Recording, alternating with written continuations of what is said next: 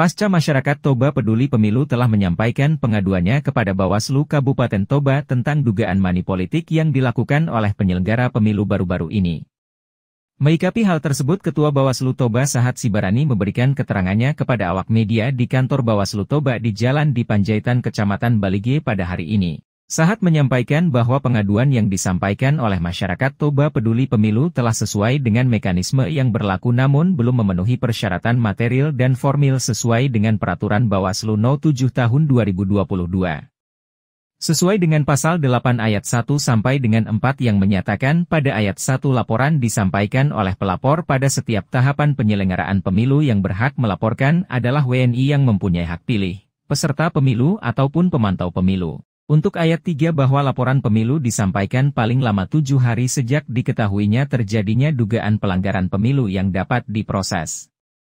Sementara itu sesuai ayat 4 dalam hal laporan merupakan dugaan pelanggaran administrasi pemilu yang terjadi secara terstruktur, sistematis, dan masih laporan disampaikan sejak tahapan penetapan daftar calon tetap anggota DPR, DPD, DPRD Provinsi dan DPRD Kabupaten Kota atau penetapan pasangan calon sampai dengan hari pemungutan suara dan penghitungan suara. Sahat juga menjelaskan bahwa kejadian tersebut pada tanggal 14 Desember 2023 dan dilaporkan tanggal 9 Januari 2024 sesuai dengan peraturan Bawaslu tersebut. Laporan masyarakat tersebut tidak memenuhi syarat dikarenakan telah melampaui batas sesuai peraturan yang menetapkan bahwa pengaduan harus disampaikan dengan batas waktu 7 hari setelah ditemukannya dugaan pelanggaran pemilu tersebut.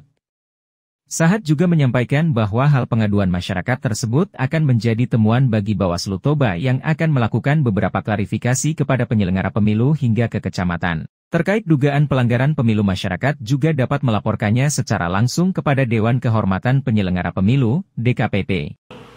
Dan kami juga meminta dengan hormat untuk mengusut pertemuan komisioner KPU, PPK, PPS di Kabupaten Toba dengan caleg tersebut.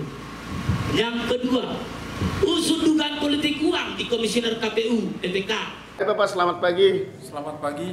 Pasca penyampaian pengaduan dari masyarakat peduli pemilu 2024 ini, Pak, bagaimana persoalan ini telah ditangani oleh Bawaslu sendiri, seperti apa, Pak? Baik, sesuai dengan aspirasi dari masyarakat Toba yang pada hari kemarin sudah menyampaikan aspirasi, maka Bawaslu sudah menerima laporan ini dan sudah kami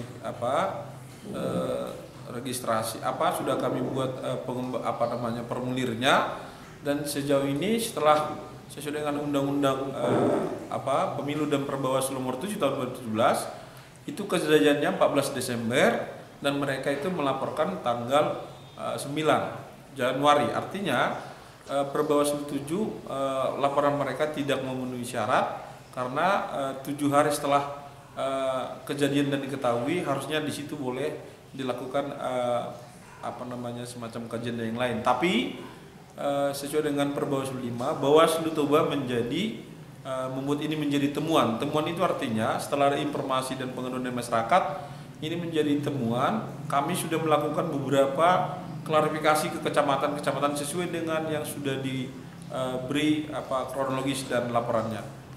Apakah hal ini tidak ditindaklanjuti ke DKPP atau gimana, Pak, kira-kira? Kalau menyangkut tentang pelanggaran pemilu ini yang menyangkut tentang Dewan Kehormatan Pemilu, ya kami dari Badan Pengawas Pemilu menyampaikan informasi semua masyarakat boleh mengadukan ya ke Dewan Kehormatan Pemilu menyangkut tentang kejadian ini. Jadi menyangkut tentang kode etik itu bukan wewenang daripada Bawaslu, karena Bawaslu itu secara wewenang mengkaji, memeriksa semua dugaan pelanggaran dan temuan pelanggaran pemilu. Khususnya, Pak, untuk kasus ini sendiri, apakah udah sampai ke DKPP atau gimana, Pak, kira-kira? Ya, kalau menyangkut tentang kasus ini kami tidak bisa sampaikan informasi apapun karena bukan ranah kami untuk menjawab itu. Baik, Bapak, kedepannya seperti apa nantinya pengaduan ini akan diberitahukan kepada masyarakat sendiri?